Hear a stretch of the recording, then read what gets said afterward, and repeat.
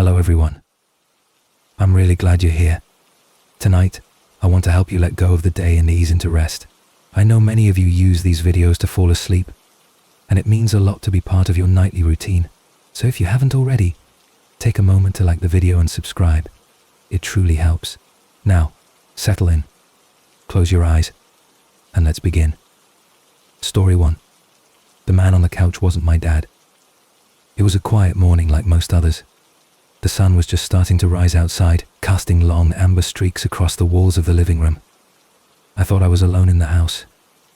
My dad had left for work hours ago around 4 a.m., and my mom had gone out grocery shopping about 2 hours before.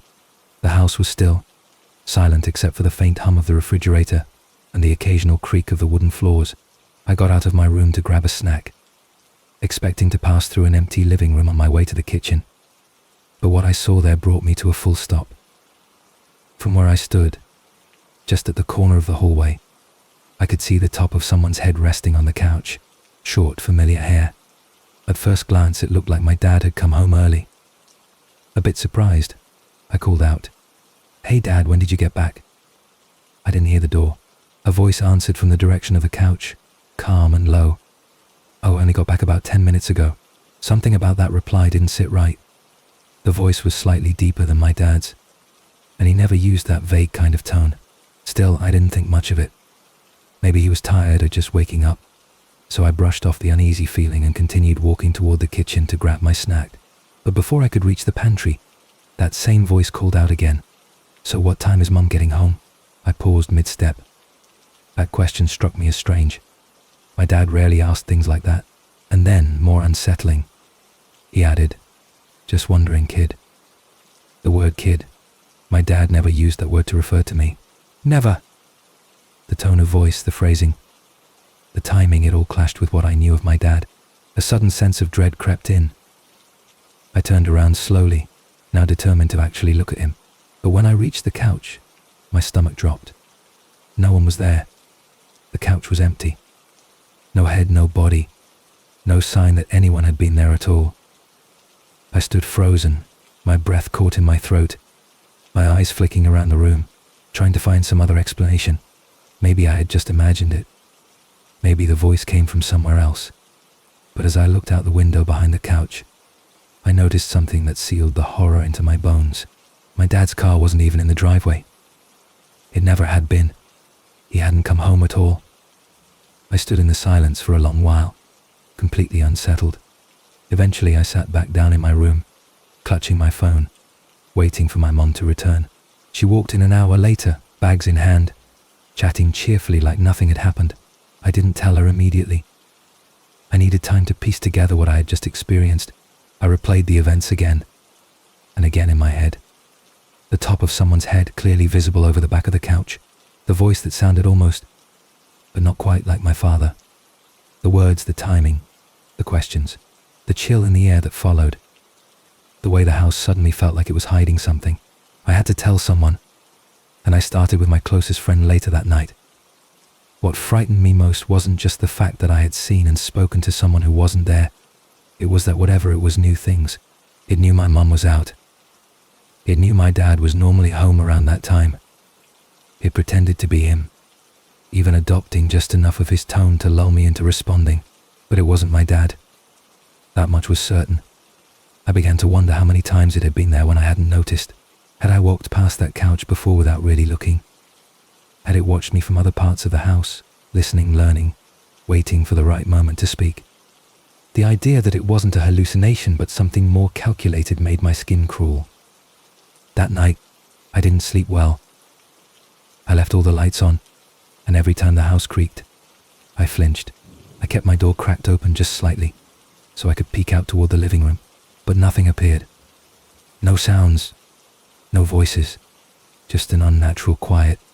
I tried to rationalize it, to tell myself that maybe I was overtired, maybe I was half dreaming, but even in dreams, things don't line up with such precision, and never before had a dream followed me so clearly into waking reality. The memory of that voice, its cold, deliberate cadence, refused to fade. It etched itself into my thoughts like a scratch you can't quite buff out, the kind of thing you carry with you long after the moment has passed. A few days later, I finally told my mum. She was sitting on the back patio, sipping coffee, her eyes narrowing as I described everything. She didn't laugh or scoff like I expected. Instead, her face went pale, and she set her cup down slowly. Then she told me something that chilled me even further. A few weeks earlier, she had also heard someone in the house when she knew she was alone. She had been in the kitchen and heard footsteps upstairs, heavy, deliberate. When she called out, no one answered. She went up to check, but the rooms were empty. Nothing disturbed, nothing moved. She had brushed it off too until now. Now, she wasn't so sure it had been nothing. Ever since that day, the energy in our house has changed. It's subtle, like the difference between a warm room and one that's just slightly too cold. You only notice when you stop moving. Some nights I hear faint whispers, not words, just the sound of breath moving unnaturally through space. Other times doors creak open slowly, even when no wind stirs outside. But the couch remains empty, and the voice hasn't returned. I still glance over my shoulder when walking past it, half expecting to see a figure sitting there, half hoping I won't. I never hear the voice again, but I feel its echo, like a presence that's retreated just beyond the veil of the ordinary, waiting. I don't know what it was. A mimic, a spirit, a fragment of something that doesn't belong in this world. I've since learned about entities that pretend to be people we know, shadows that take on familiar forms, just close enough to trick us. The thought that it could return, wearing someone else's face, saying someone else's words, unsettles me even more. What if next time it sounds exactly right? What if I let it in? That's what I fear most now. Not what I saw, but what I might not see next time. Story 2. Babysitting for a stranger I never really knew. I was 15 when I started babysitting for a family that lived close to my high school. A mom, a dad, and 3 children, 2 boys and 1 girl. The mom knew my family and trusted me because her eldest son was friends with my little brother. She had started working more shifts at her job, and with her husband doing the same, she needed someone she could rely on. I didn't have much experience watching kids, but I agreed to help. It paid decently. The house was close by, and the parents were always kind. At first I thought I'd lucked out, but it didn't take long to realize this job wasn't going to be easy. The kids were lively, unpredictable, and sometimes even a little unsettling. The eldest mostly stayed to himself, quietly doing homework or playing Xbox. The middle child, their daughter, was strangely obsessed with horror movies, and the youngest, a little boy, had a wild streak that sometimes bordered on dangerous. From the start, I felt slightly on edge around the 2 younger ones. The daughter would often ask me to act out scary scenes with her, quoting lines from films I'd never let my younger cousins watch. The little boy once tried to set the corner of the living room on fire, near the Christmas tree with a lighter he'd found, laughing as if it were a game. I wasn't used to kids like this. I grew up around a lot of younger cousins, and I knew how to handle tantrums, but this felt different. They weren't bad kids exactly, but there was a kind of emotional intensity to their behavior that made me constantly alert. When things got out of hand, I'd threaten to call their mum, which usually worked. But one day I noticed something odd. Whenever I mentioned their dad, their behavior stopped instantly. It was like a switch flipped. They became obedient, quiet, even afraid. It was strange because I hadn't even met the dad at that point. I'd only seen photos around the house. Big guy, broad shoulders, a serious face. He was always described as kind, but clearly his presence carried weight. One afternoon, after a particularly rough day with the youngest, I called the dad to explain what had happened. He said he'd leave work early and come home to deal with it, and I hung up, feeling relieved. That day when he arrived, I understood why the kids listened to him. He was tall, really tall. I'm only 5'3", and when he ducked to walk through the front door, I remember thinking he could barely fit through it. I greeted him, apologized for the trouble, and we sat on the couch to talk. I think we were going over the kids' routine or the days they'd need me, but I couldn't focus. His presence was overwhelming, and there was something about the way he looked at me, too directly, too long. While we were talking, the 2 youngest kids had gone outside to play, and the eldest stayed inside near me. quietly helping clean up from dinner. I noticed him acting strange, shifting nervously, glancing between me and his father. At one point, his dad asked him to go to the store, but the boy kept making excuses. Eventually, I offered to go instead, just to ease the tension. Later, I found out the eldest had told his mom he didn't want me left alone with the dad. He said the man had been staring at me too intently. At the time, I brushed it off. He was probably just being protective or overreacting. I didn't want to make assumptions. Still, something in me stayed wary after that day. I never felt completely safe around him again, though I didn't really understand why. A few days later, the mum cancelled a babysitting shift. She apologized, saying something had come up, and promised to reschedule. I wasn't upset, just adjusted my plans. She asked me to swing by to collect payment for the previous week. When I visited the house, I immediately sensed something was off. The atmosphere was different, tense, unsettled. We chatted briefly about books and school, and I left quickly.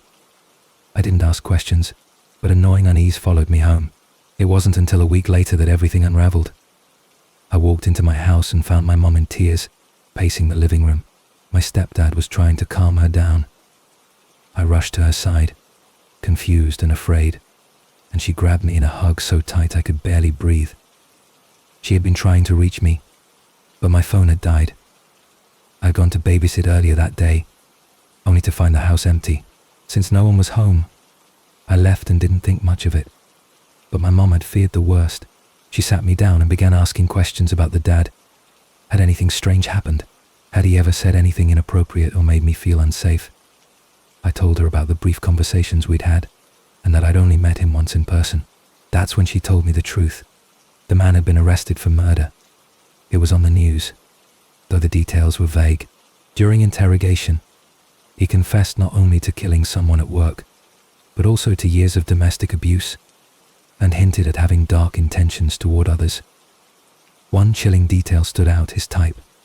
The news reported he was especially drawn to petite, pale girls with dark hair. That was me. Exactly.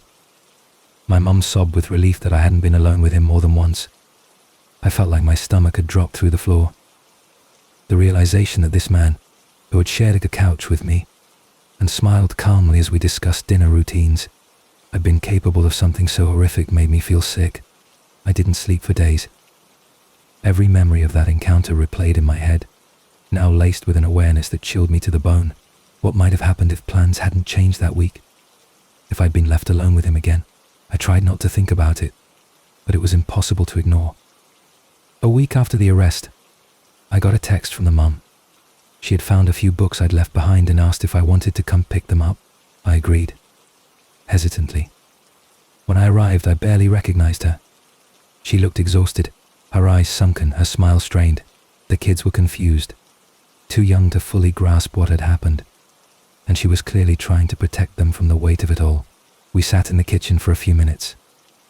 I hugged her, unsure of what to say, but wanting to offer some comfort. I told her if she needed any help with the kids, I'd be there.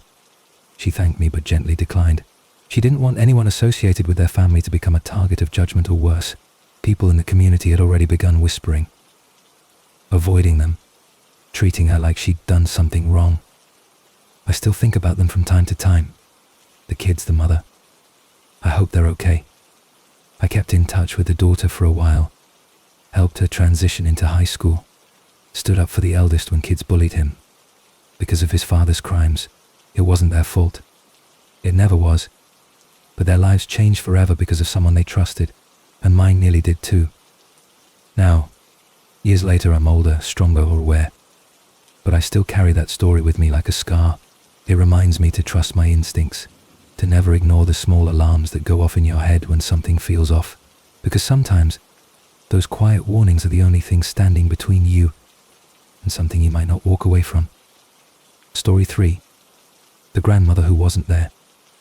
It was a warm, late afternoon when I returned home from a quiet walk along the beach. The salty air still clung to my clothes, and my skin was warm from the sun. I stepped through the front door of the house where I was staying with my grandmother, expecting to find her resting on the couch like usual, but something immediately felt wrong. The door was unlocked, which wasn't like her at all. She always made sure to lock it before leaving, even if she was just stepping out for a moment. The living room was empty. Her bedroom door stood wide open, and the house felt oddly still. I looked around, called her name, but didn't get a reply. I checked the kitchen table, expecting a note, but there was nothing. The house was bathed in golden light, but there was a heaviness in the air, as if something was pressing down on it. I started to feel uneasy, like something was out of place, but I couldn't name what.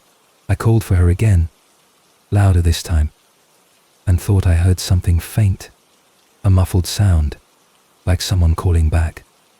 It was quiet and distant, just enough to make me second-guess myself. I moved quickly to the bedroom again, half expecting to find her laying down or dozing off, but the bed was empty. I turned to the bathroom next, hoping she might just be brushing her hair or changing clothes. Nothing. Then I stopped in the hallway and turned back toward the bedroom, and for the briefest moment, I saw her, lying there on the floor beside the bed. She was wearing a familiar blue sweater and a pair of jeans. I froze, startled but relieved, until I blinked. In that instant, she vanished, just gone, as if she had never been there at all. I stood there in stunned silence, not quite able to move, wondering if my eyes were playing tricks on me. The image had been so clear, so specific. I had seen the color of her sweater, the shape of her body, even the angle of her limbs. It hadn't been vague or misty like a dream, it was vivid, real. I shook my head, trying to clear it, and ran to the front of the house again, needing to orient myself. That's when I saw something I had missed earlier. A neon yellow notepad on the kitchen table, her signature paper.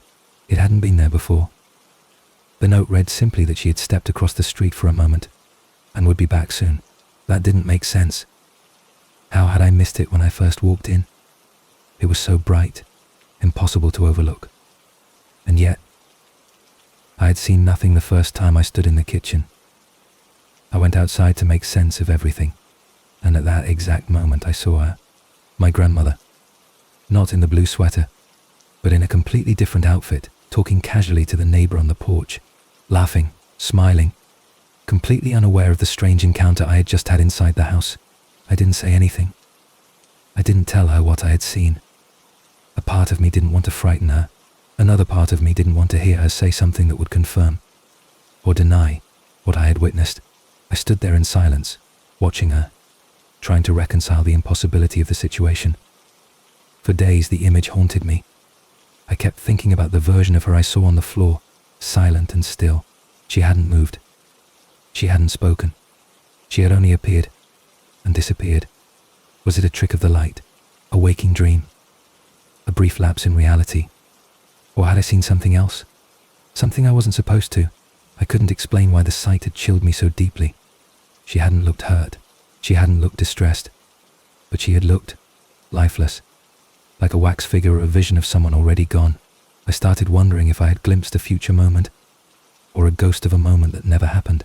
I couldn't shake the feeling that something had tried to show itself to me, to make me see her in that way for a reason I couldn't understand. I kept the memory to myself, but I watched my grandmother more closely. I listened more carefully when she spoke, when she moved, when she went out to the garden or visited the neighbor. I wondered if she had ever had a similar experience. Maybe she had seen something in her younger years too, but chose not to talk about it. Maybe the veil between now and later is thinner than we think. That single moment shifted the way I looked at time, at people, at what it means to be truly alone in a place you thought you knew. I began to feel the house differently. Corners felt more shadowed, quiet spaces more loaded with presence. Not ominous exactly, but strange. As if something was watching gently, waiting just on the edge of vision. Weeks passed, and nothing else happened. I tried to let the experience fade, to bury it with daily routines and warm dinners, and stories about the past. But even now, sometimes when I close my eyes, I still see that blue sweater and the still form beside the bed. It's not fear that grips me, it's a deep, quiet curiosity that lingers. Who or what did I see? Was it a warning? A projection? A version of grief that hadn't happened yet? It left me questioning the boundary between reality and perception, between what we know and what we're allowed to witness. I haven't spoken a word of it to my family. Maybe one day I will, but for now, it remains mine, a quiet mystery, folded neatly into memory, like a page dog-eared in a book no one else has read. And I've come to realize that some experiences aren't meant to be understood. They're meant to remind us that the world is more complex than we believe, that there are moments, fleeting, strange, impossible, that step out of the normal rhythm of life, just long enough to show us there's more beneath the surface, more beyond the veil, more inside the silence. And maybe, just maybe, those moments are gentle reminders that we're not alone, that the boundaries between here and there are softer than we know, that love and memory and energy sometimes echo, even when no one is listening. And I'll always wonder, in the quiet of my thoughts, if that version of my grandmother was a shadow of something real, or a visitation from something that slipped momentarily through the cracks in time. Story 4. The masked figures in the motorhome. Back when I was a teenager in the UK, there was an old abandoned quarry near our town that had been converted into a sort of unofficial hangout. It wasn't maintained, not exactly patrolled, but it sat far enough from the main roads that it felt like our own little world. The quarry had become our sanctuary, a place to escape the weight of school and boredom. On most nights, my friends and I would pile into someone's car and head out there. We weren't bad kids, just restless, the kind of teenagers who like to push boundaries in mostly harmless ways. Our favorite pastime, embarrassingly enough, was pretending to be the police. We'd wait until a car drove up to smoke weed or hang out, then flash blue lights, play a siren through a speaker, and watch people scramble in panic. It was juvenile. Yes, but we found it hilarious back then. Sometimes, once the joke was revealed, we even made friends that way. But over time, something strange settled in the background of our antics. Every night we were up there, we'd notice a particular motorhome parked in the same spot. It never moved, never turned its lights on, never showed any signs of life. At first we didn't think much of it. Maybe it belonged to an old man who liked to sleep under the stars, or someone living off-grid, but something about it started to feel odd. The motorhome was old, rust-streaked sides, weathered paint, streaks of dirt crawling up from the tires, and the antenna. That was the part none of us could ignore. A massive, oversized antenna protruded from the roof, far larger than anything you'd need for a regular signal. It looked like it belonged to a military vehicle or a surveillance truck, not a camper. Despite its strange appearance, we never saw anyone come or go from it. No movement inside, no curtain shifting, no light flickering behind the dusty windows. It just sat there, night after night, a silent observer. Eventually we joked that it was haunted, or maybe filled with mannequins. It became part of the scenery. Until one night, boredom overtook our usual games, and one of my friends suggested we finally mess with the motorhome. "Why haven't we ever pranked that one?" he asked, and the question stuck. We all looked at each other, shrugged, and figured it was time. We grabbed flashlights, climbed out of the car, and crept up to the motorhome like mischievous ghosts. The plan was simple: bang on the walls and scream earthquake, then run back laughing. Childish, yes, but that was the point. We counted to 3, trying not to laugh too loudly, then started hammering on the sides of the motorhome with our fists. We shouted and rocked the structure as much as we could. For about 30 seconds there was nothing, no sound, no movement. It felt anticlimactic, almost disappointing. Then, just as we started to walk back to the car, we heard it, the soft creak of the door opening. We froze. All 4 of us spun around, expecting maybe an angry old man or a confused traveler. But what we saw was something none of us were prepared for. One by one, figures began stepping out of the motorhome, not rushing, not panicking, just calmly, like stepping out for a breath of fresh air. There were 8, maybe 9 of them, and every single one wore a mask. Not playful masks, not funny ones. They were all black, featureless, and terrifying in their uniformity. Each figure was cloaked in black as well, their movements eerily synchronized.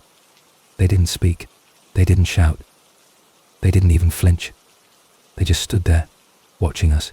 No urgency, no curiosity, just this heavy, unblinking stare. My friends and I didn't say a word. We didn't need to. Our bodies acted before our minds could. We turned and bolted back to the car. I don't remember unlocking the doors, or even how we managed to start the engine so fast, but within seconds we were speeding away from the quarry, hearts pounding, breaths caught in our chests. As we drove off, one of us glanced back. The motorhome was still there, door open wide, its warm interior glowing with candlelight. Yes, candlelight. That's when it all made sense. That's why we never saw light inside before. No electricity, no artificial glow, just flickering flames behind curtains. That detail unnerved us more than anything. It made everything feel intentional, like they'd hidden themselves on purpose. We didn't speak much on the drive home. The silence was thick, and none of us wanted to be the first to break it. We didn't even make jokes. Something about that night had changed the air around us. We knew we had seen something strange, something real. We went back to the quarry a few more times after that, but the motorhome was never there again. It vanished as quietly as it had appeared. We tried to convince ourselves that it had been a prank played on us in return, that someone had seen our cop routine and decided to give us a taste of our own medicine. But the stillness of those figures, the way they emerged without hesitation or confusion, made it feel like something else, something deeper. We speculated about cults, rituals, surveillance teams, even aliens, but the truth is, none of us ever figured it out. It became one of those stories we tell in hushed voices years later, each time feeling just as surreal as the night it happened. The memory lingered though. Sometimes I dream of it. I dream of those masked faces stepping into the night, their black cloaks rustling softly, candlelight flickering behind them. I see the motorhome again, sitting quietly in a place it doesn't belong, and I wake up with that same chill I felt that night. Part fear, part awe. I don't know who or what they were, but I know they were real. We all saw them, and they saw us. And for that one strange moment we stood in a space that didn't belong to either of us, a place where explanation fades and only memory remains. Whatever it was, it marked us. Not in a way that hurt, but in a way that whispered, you saw something you weren't supposed to. And maybe that's all there is to say. Not every story has an ending. Some just settle into the edges of your mind and stay there, untouched by time, waiting to resurface when the night is quiet enough and your heart is still enough to remember. The motorhome might be gone. The quarry might be just another forgotten stretch of land, but we remember. And in that remembering, the story lives on. Story 5. The Boy Who Spoke to Dean. My son is one of the most honest, wide-eyed little boys you could ever meet. I know every parent says that, but there's something rare about his spirit, something calm, warm, and curiously wise. He was a surprise to both me and his father. Conceived while I was on birth control, but from the very beginning, we felt that he was meant to be here. A beam of light in the darkest moments of my life. He brought a strange peace with him, like he had existed long before we knew him, and had simply arrived when we needed him most. What I didn't realize at the time was just how profound his presence in this world would become, how something inexplicable would tie him to someone long gone, someone we had lost in tragedy, but who may never have truly left us. His middle name is Dean, a name chosen not for its sound or trend, but because it belonged to one of his father's closest childhood friends. Dean had died in a freak accident, a hot summer day, a jump into cold water, and a heart that couldn't take the shock. He passed almost instantly. It was a devastating loss that rippled through our lives, so when we learned we were having a boy, we didn't hesitate to give him that name, a quiet tribute to someone loved and missed. The coincidence that followed shook us both. My due date was set for the 13th of July, the very same day Dean had died a year prior. And when our son arrived exactly on that date, the echo of that moment felt almost too aligned, too precise to be called chance. As our son grew, we kept the story of Dean to ourselves. There's a certain weight to stories of the dead, and we didn't want to place that on his shoulders too early. Still, he did all the usual strange things toddlers do, smiling at corners, babbling to thin air, waving at nothing. We brushed it off. He sleepwalked too, often wandering the halls or mumbling to walls with outstretched hands, but we learned to accept it. He was gentle in those moments, never frightened, as if he wasn't alone in a frightening sense, but rather comforted by whatever unseen presence surrounded him. At night, I'd find him standing silently by the window, gazing out, his expression serene. When I'd ask what he was looking at, he'd always just say, "Nothing, Mama. Just the air." Then came the night that changed everything. He was about 4 years old. I heard him calling for me, not in distress, just a calm, matter-of-fact voice asking for me to come. I expected to find him sleepwalking, but when I entered his room, he was sitting up in bed, wide awake. His eyes were clear, and his voice was steady.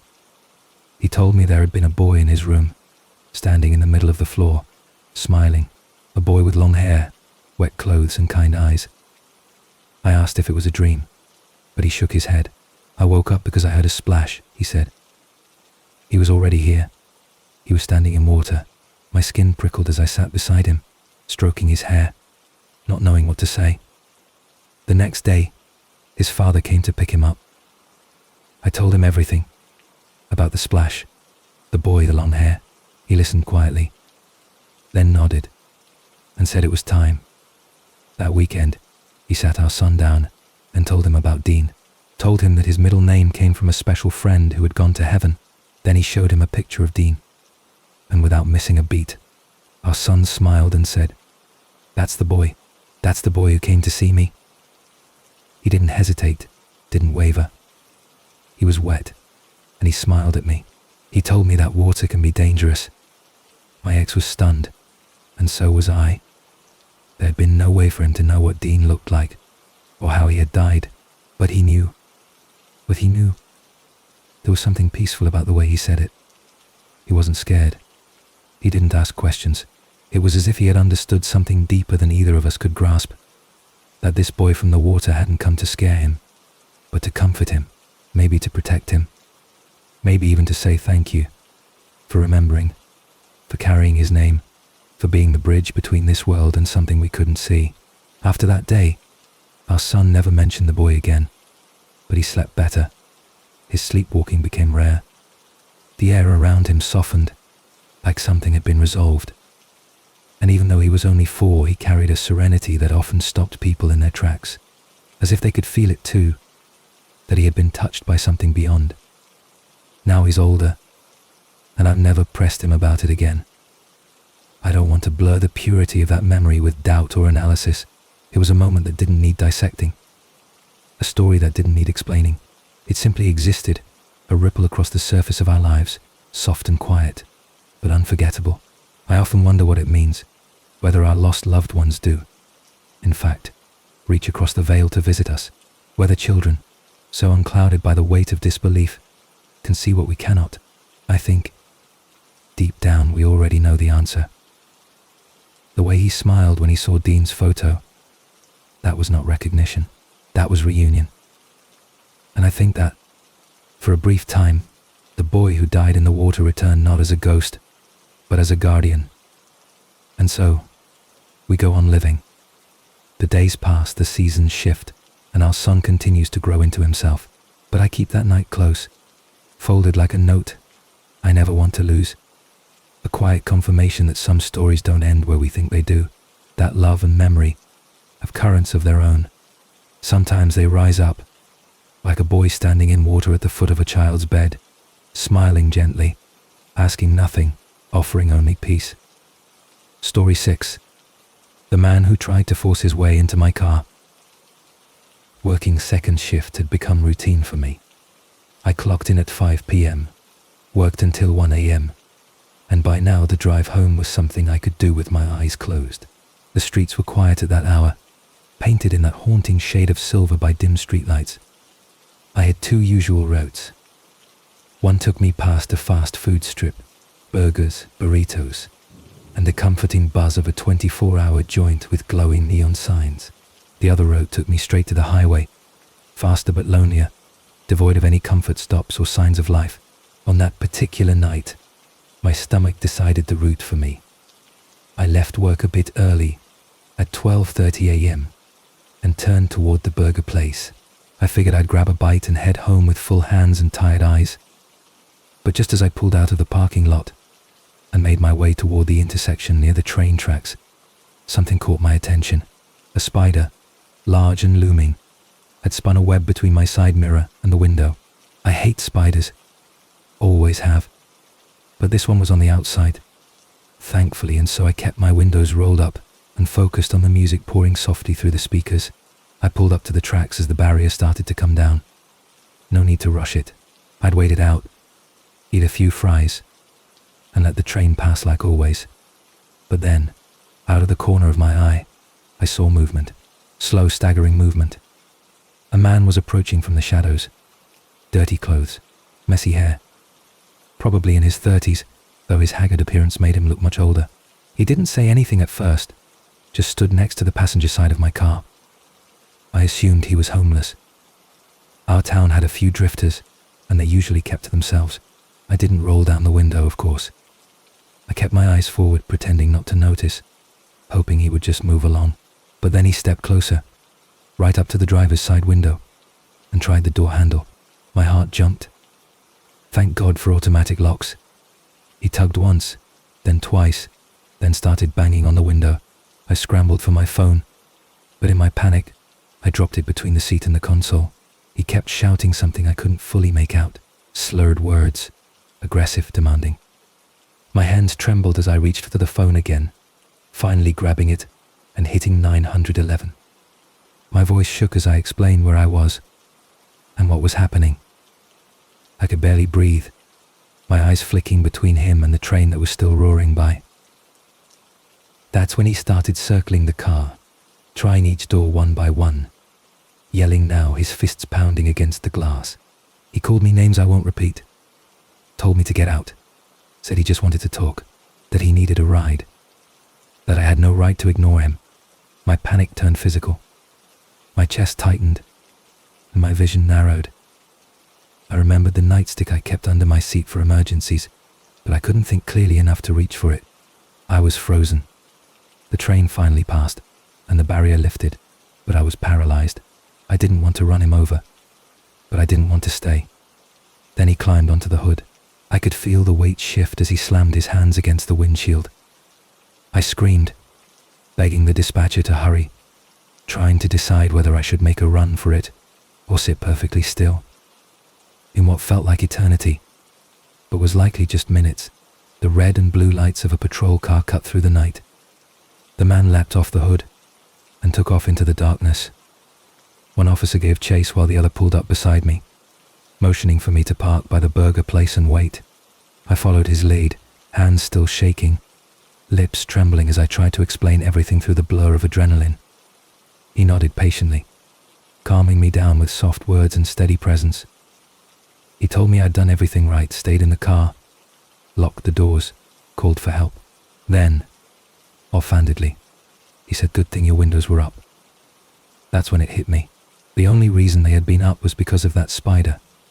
That awful thumb-sized spider that had unknowingly saved me from something far worse. They never caught him. Not that night. Not ever, as far as I know. The area is filled with alleys, woods, and empty lots. Plenty of places to disappear. The officers told me they'd increase patrols in the area, that they'd keep an eye out for a man matching the description. But I knew better. He would vanish like a ghost, leaving behind nothing but the echo of his fists on my windows and the sickening rage in his voice. For weeks, I couldn't drive at night without scanning every shadow. I'd check my mirrors obsessively, grip the wheel too tight, flinch at every stranger walking the sidewalk. It changed the way I saw the night. It changed how I saw my own routine. Even now, I think about it sometimes when I reach for my keys or pull into a late-night drive-through. I remember the fear in my chest, the helplessness, the terrifying realization that someone can pick you out of the dark without warning. I've since replaced the nightstick with pepper spray and keep a flashlight in the glove box. I avoid that intersection when I can. But more than anything, I remember how close I came to danger, how the ordinary can turn into something horrifying in an instant, and how a spider, a creature I'd always hated, may have been the one thing standing between me and something I might not have survived. There's a strange quiet in moments like that, the kind of silence that follows you years after the noise fades. It curls up next to you when you're alone, whispering what ifs in your ear. What if I had rolled the window down for a second, What if the doors hadn't locked? What if the cops had arrived 1 minute later? I don't know who was. I don't know what he wanted. But I do know this. He was real. He was dangerous. And he chose me. And in that moment, a spider saved my life. Strange, isn't it? How something you fear can become your protector. How something you dread can be the reason you're still here. Story 7. The spirits that walked beside yous in the forest. When I was a kid, we lived deep in the northern Canadian woods, far from towns, cities, or even other homes. It wasn't unusual for us to go days without seeing another soul. For a few years, we stayed in a particularly large, very old house that sat just 20 feet from the edge of an indigenous graveyard. I used to play near the boundary of the site, never daring to set foot on it. Even then, at that young age, I felt something sacred in the silence there, something old and still and watching.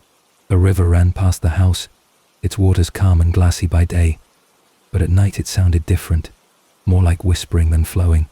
I remember hearing stories of a young girl who had drowned there long ago, her name forgotten but her presence never quite gone. The house itself had sat vacant for years before us, used only by hunters during the cold seasons, but we made it our home, and slowly it revealed its secrets. We had no electricity, no running water, and no neighbors for miles. One day, while he was in the barn, the heavy door slammed shut and locked him inside from the outside. He yelled for nearly 20 minutes, assuming one of us had come to play a prank. But when he finally got out, there was no one there, no truck, no footsteps, no signs of anyone. He shook it off, but the house didn't let go so easily. Not long after, my mother and I were cooking on the wood stove when we heard chanting outside. Clear, rhythmic chanting. Indigenous voices, not angry, not joyful, but solemn. My mother froze, thinking my father was playing a trick. But then the radio crackled. It was my father, calling from the ranch, saying he'd be home late. 45 minutes away, not anywhere near the house. After that, the chanting returned, sometimes in the middle of the night, sometimes just before dawn. My mother and I would lie in bed, listening to the sounds we couldn't explain. We never saw anyone, but we felt them. I moved into my parents' room after my door began slamming shut randomly. No wind, no explanation, just loud, sudden slams that made the whole house shake. And they stopped the moment I stopped sleeping in that room. There was a lone wolf that wandered near the edge of our property. It never harmed anyone, never attacked our animals, but we'd see it often at night, watching, calm and unnervingly intelligent. I once saw it staring directly into my bedroom window like it was looking for something, or someone. Then there were the dreams, recurring, vivid dreams of a woman, tall, with long braids and a dandelion tucked behind her ear. She always wore a red dress. She never spoke, never moved, just stood beside my bed, watching. Sometimes I would wake up and think I saw her standing by the window, outlined in moonlight. I told my aunt about her once, and she said nothing at first, then nodded slowly and whispered, "They're watching over you." I didn't understand what she meant at the time, but something about her tone stuck with me. I wanted to believe I was protected, but a part of me also felt like I had stumbled into something that wasn't meant to be disturbed. One night I woke up crying, sobbing so hard that I woke my mother. I told her I was scared to die, terrified for no reason at all. I couldn't explain it. There was no trigger, no nightmare, just this overwhelming fear that had wrapped itself around me like a blanket soaked in ice water. I didn't know what it meant, and my mother couldn't comfort me because, truthfully, she was afraid too, not of ghosts or legends, but of the feeling that something bigger was happening around us, something old, sacred, and not entirely safe. Eventually we moved away, and though life returned to normal, the memories stayed with me. Strange dreams, subtle sounds, the eerie silence that came when the spirits were close. Nearly 20 years passed. I'd long left the woods behind, started a family, and moved provinces. Then, one afternoon, I took my daughter to her first Reiki session. The therapist was gentle, kind, and quiet as she worked, but halfway through, she paused and looked at me, her face pale, her eyes wide. She told me softly that there was a strong indigenous spiritual presence surrounding me. She said they weren't angry. In fact, they were protective guardians, she called them. She could feel their warmth, She said they had accepted me as a child, and now they followed, watched, guided. I sat in silence, remembering the red dress, the wolf, the dreams, the chanting, remembering the feeling of being watched not with malice, but with meaning. I've never stopped thinking about those days in that house, not with fear, but with reverence. I know what I felt. I know what I heard. Some people will call it imagination. Others will call it superstition. But I know better. There's a sacredness to some land that we will never fully understand. Some places breathe differently, like the earth itself remembers its people, its stories, its pain. And sometimes, if you're quiet enough, the past speaks. Not loudly, not to frighten, but in whispers, dreams, flickers of movement just outside your window. It stays with you. Not because it's haunting you, but because perhaps it trusts you. And so I go on. I carry those spirits with me, not as burdens, but as guides. When I sit beneath trees and feel the wind move through the leaves, I wonder if they're still there, watching, guarding, whispering old truths I can't quite understand.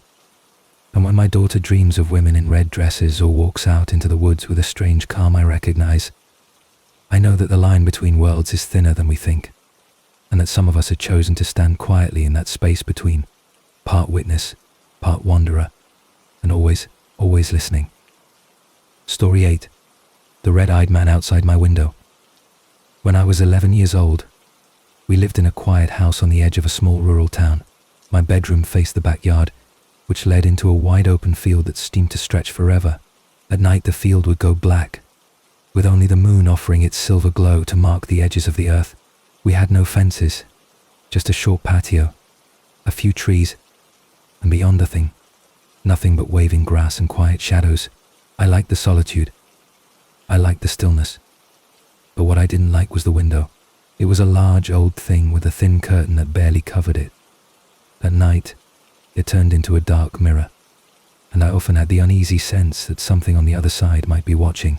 For a while, it was just a vague childhood fear, the kind you push away with a blanket pulled over your head, until the night I saw him. It started with a noise, soft at first, almost like the rustle of wind or the scrape of a tree branch, but there were no trees close enough to touch the glass. The sound came again, a gentle tapping, like someone knocking lightly with their fingertips. I sat up, my heart already racing, and turned toward the window. At first I saw nothing, just my own reflection in the glass, lit faintly by the glow of my nightlight. Then my eyes adjusted, and I saw a shape, a figure, tall and still, standing right outside. At first I thought it might be a trick of the light, but then it moved, barely but enough to send a bolt of fear through my chest.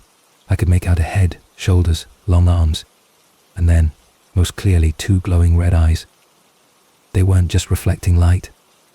They glowed, like embers, like something smouldering beneath the surface. I was frozen, unable to scream, unable to look away. The figure didn't move aggressively. It just stood there, like it was waiting, watching. I pulled the blanket over my head, heart pounding so hard I could hear it in my ears. I stayed that way until morning, sweating and shaking, too afraid to even peek. When sunlight finally broke through, I rushed to tell my mum, but of course the yard was empty. No footprints, no broken grass, just a calm field, swaying like always, whispering that nothing had happened. But it had, and it didn't stop. Over the next few weeks I saw him again, sometimes just a shadow, sometimes the eyes, always silent, always at the same window. I started sleeping with the lights on. My parents didn't believe me. They said I was dreaming, that I had a vivid imagination, but I knew what I saw. I stopped sleeping in that room, and for a while, the sightings stopped, until one night my little sister, who had taken over my room, came into my bed crying. She said there was a man outside her window, with red eyes that didn't blink, that he just stood there and stared. That was the first time my parents took it seriously. They checked the yard, walked the perimeter, but again nothing. No prints, no sign of anyone. We installed motion lights, even got a dog, but the dog never barked at night. The lights never turned on. And still, sometimes, we'd catch my sister staring out the window, silent, pale, and trembling. We switched rooms again. I started sleeping with my sister, afraid to be alone. Even years later, when we moved houses, I would flinch every time I heard tapping on a window. It became part of me, that fear, that image. The tall, silent man with red eyes standing in the dark. When I got older, I tried to rationalize it. Sleep paralysis, a hallucination, childhood night terrors. I wanted to believe it wasn't real, that I hadn't really seen what I thought I had. But deep down, something didn't feel imaginary. There was something about the way the fear lingered, the way my sister had described him, exactly as I had, without ever having heard my story, and the way years later, when she was nearly a teenager, she admitted that she still saw him sometimes. Not often, but enough. Just a glimpse in a mirror, a figure at the edge of a window, eyes like dying coals in the dark. I moved away eventually, left the town, started college in a city far from open fields and empty darkness. I never saw him again, but I never forgot. The image is burned into my memory, not like a dream, but like a scar. Sometimes when I wake in the middle of the night and glance toward the window, I expect to see him there again, waiting, watching. I've told a few people over the years, and most laugh it off or change the subject. But once, I told the story to a friend from a neighboring town, and she went quiet. Then she said, "My cousin saw something like that when she was a kid," said he had red eyes, never moved, just watched. I don't know who or what he was. A spirit, a demon, a ghost, something else. I don't want to know. There are some mysteries better left alone. But I do know this: he was real to me, as real as the fear that kept me up night after night, as real as the cold sweat that returned every time I saw those eyes, and as real as the silence that followed him, heavy, still, and unbroken, like the breath before something speaks. But he never did. He never made a sound. Just the eyes, just the waiting, just the endless, quiet watching through the glass of that old bedroom window. Story 9. The thing that followed me home from the woods. I used to hike every weekend. Early mornings, boots crunching through pine needles, alone with the smell of dirt and the song of wind slipping through tall trees. There was something sacred about the forest, something clean and unspoiled that the modern world couldn't touch. I wasn't a thrill seeker or ghost hunter. I just liked the quiet. But on one particular hike in late October, the woods were quieter than usual. The birds weren't singing. Even the wind seemed reluctant to move. I was a couple miles deep into a trail I'd walked a dozen times before, a loop that ran through the denser parts of the old growth. I stopped to take a drink, leaning against a mossy boulder, when I felt the first tug of something I couldn't explain, like a thread had caught on my chest and was gently being pulled.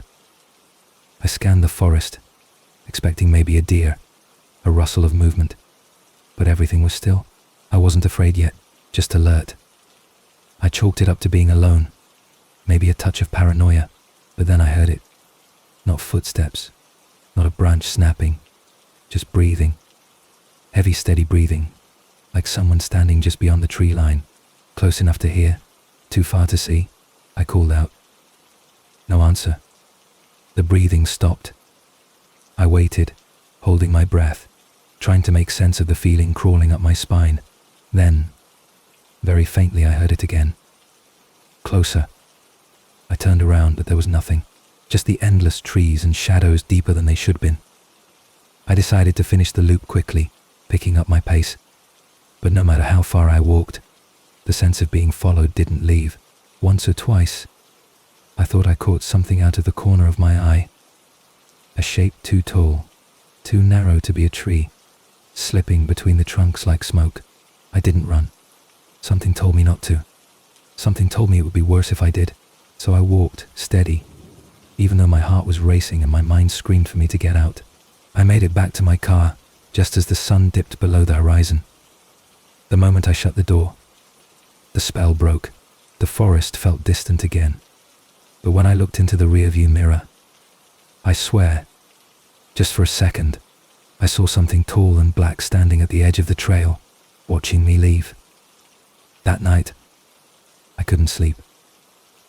I kept hearing things, soft thumps, like footsteps in the hall, even though I lived alone.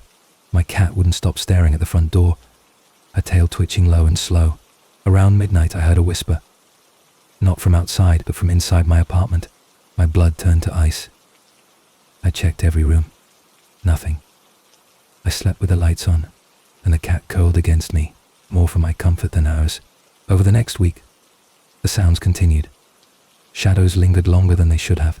I'd catch a whiff of forest air, damp leaves and moss, even with the windows shut. Once, I saw handprints on the mirror in the bathroom, long and thin, far bigger than mine. I tried everything. Cleansings, salt lines, prayers I didn't believe in. Nothing changed. One night, I woke up to the sound of breathing right beside my bed. I couldn't move. I couldn't scream. Just lie there, eyes wide, feeling the weight of something watching me. When I could finally move, I flicked on the light. My room was empty, but the corner near the closet seemed darker than usual, like light refused to touch it. That's when I knew it had followed me. Whatever I'd brushed up against in those woods, it had latched onto me, slipped through the cracks in the world, and made its way into mine. I stopped hiking. I stopped going anywhere alone. My friends noticed I looked tired, withdrawn. I didn't tell them why. What would I say? That something invisible was watching me breathe. That I couldn't shower without checking behind the curtain 5 times. My cat eventually refused to come into my bedroom. She'd sit in the hallway and stare at the door, ears pinned back, tail low. One night she hissed and ran under the couch without explanation. That night, I slept on the floor of the bathroom with the lights on. The final straw came when I found dirt on my bedroom floor. Damp, fresh earth, like someone had walked in with muddy boots. But I hadn't gone outside. I hadn't let anyone in. And the prints weren't boot prints. They were bare, long-toed, heel-less. I stared at them for a long time, and then I packed a bag and left. I stayed at a friend's house for a week. And just like that, the feeling eased. No shadows, no whispers, no breathing. I eventually returned to my apartment, armed with every spiritual protection charm I could find. It's been better since, but I don't walk in the woods anymore. Not alone. Not ever. I don't know what it was. A spirit, a forest entity, something ancient, something angry, or just curious. But I know it's real. I know the woods are older than we understand. And that sometimes if you're not careful, they notice you back. They open something that doesn't always close. People say nature is peaceful, beautiful, and it is. But it's also untamed, sacred, and filled with things we weren't meant to understand. Things that see you when you think you're alone. Things that follow. Things that never forget. And sometimes, if you're very unlucky, those things decide to come home with you.